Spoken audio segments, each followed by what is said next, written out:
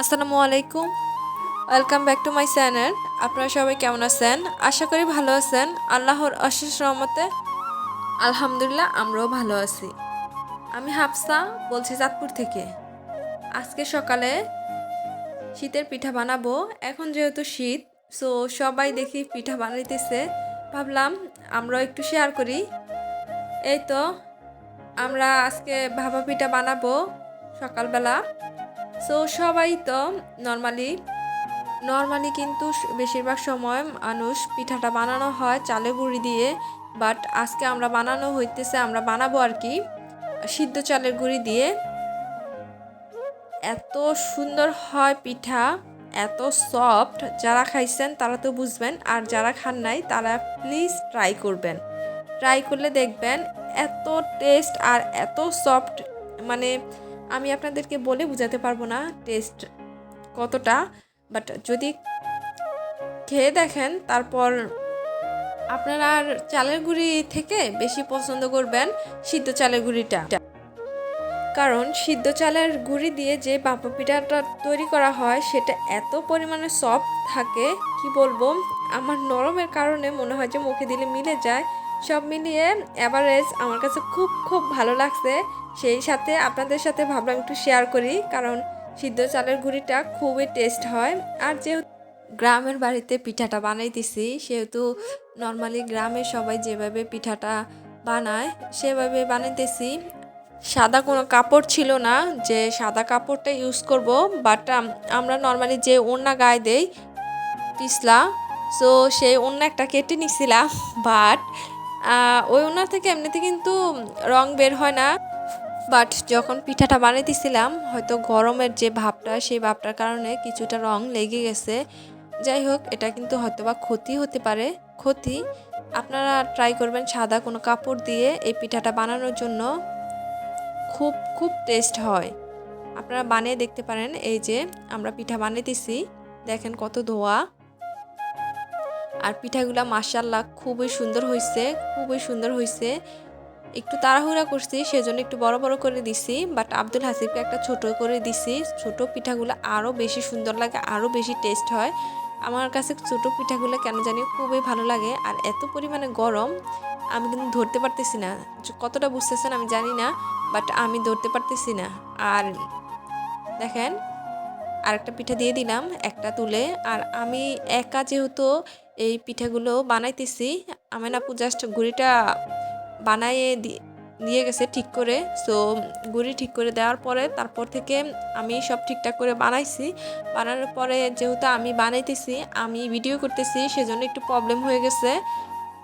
সেজন্যই ভিডিওটা হয়তো ভালো করে উঠাইতে পারি নাই। আপনাদের কাছে যদি খারাপ লাগে প্লিজ ক্ষমা সুন্দর দৃষ্টিতে দেখবেন। এই তো পিঠা বানানো কমপ্লিট সকালে, তারপর চলে আসলাম রান্না করতে। অন্য রান্না আজকে সিম আলু টমেটো রান্না করব। এই যে এটা আমার শাশুড়ি মার জন্য আলাদা করে রেখে দিছি, কারণ আম্মু তো আবার টমেটো খেতে পারে না, সেজন্য ওনার জন্য সবসময় টমেটো ছাড়া আলাদা করে রান্না হয়। আর আমরা টমেটো দিয়ে তারপর রান্না করছি। এই যে আমাদের রান্নার লুক, টমেটো দিয়ে রান্না করছি। এই তো এই রান্না শেষ। তারপর এটা মাছ ভুনা, শিং মাছ ভুনা করছি। এক এক দিন এক এক আইটেম কয়েকটা রান্না করতে হয়। আর এটা কবুতরের মাংস, আব্দুল হাসিবের জন্য রান্না করতেছি। এখানে মনে হইতেছে অল্প, বাট দুইটা কবুতরের মাংস কমও না, অনেকটাই।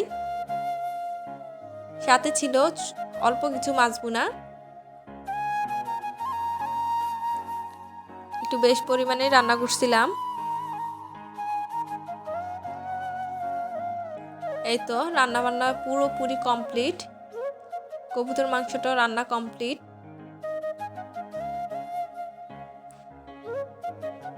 রান্না কমপ্লিট করে এখন অন্য কাজে চলে যাব। ভিডিওটা যদি ভালো লাগে তাহলে প্লিজ একটা লাইক দিয়ে দিবেন। আপনাদের এই লাইকে আমার ভিডিওটা আরও অনেকের কাছে পৌঁছে দিতে সাহায্য করবে। আর যদি আরও বেশি ভালো লাগে প্লিজ প্লিজ সাবস্ক্রাইব করে পাশে থাকবেন আর পুরো ভিডিওটা না টেনে দেখে যাবেন। আই হোপ আপনাদের কাছে ভালো লাগবে। আর যদি ভালো লেগে থাকে তাহলে প্লিজ বন্ধুদের সাথে শেয়ার করে দিবেন ভিডিওটা। আর এটা হচ্ছে বিকালবেলা, মেবি মাগরিবের সময় হবে। পিঠা বানাইতেছি, এগুলো হচ্ছে ডিমের পিঠা, সবাই তো দেখলে বুঝবেন। সো আমেন আপু বানিয়ে দিতেছে আর আমি এখানে চেকে নিতেছি। আর বাচ্চাদের তো ধরেন অনেক বাচ্চাদেরই পিঠা কিন্তু খুব পছন্দ। সো এই তো পিঠাগুলো বেজে দিতেছি, পাশে বাচ্চাদেরকেও দিছি খাওয়ার জন্য। আর আমি কন্টিনিউ চেষ্টা করি ভিডিওটা একটু ছোট করার জন্য, বাট মাঝে মাঝে ভিডিওটা বড় হয়ে যায়। প্লিজ আপনারা কিছু মনে করবেন না, ভালো লাগলে পুরোটা দেখে যাবেন। এই তো আমার পিঠাগুলো ছাকা শেষ, এখন আরও পিঠা দিয়ে দিব।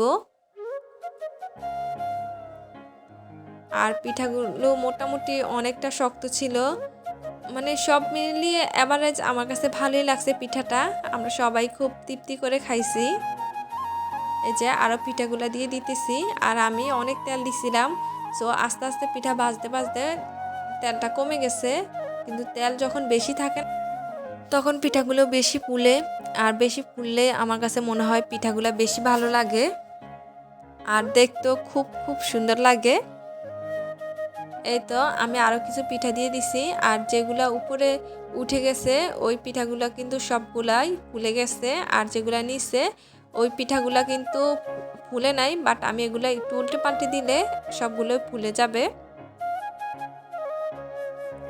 এই যে আমি উল্টে পাল্টে দিতেছি।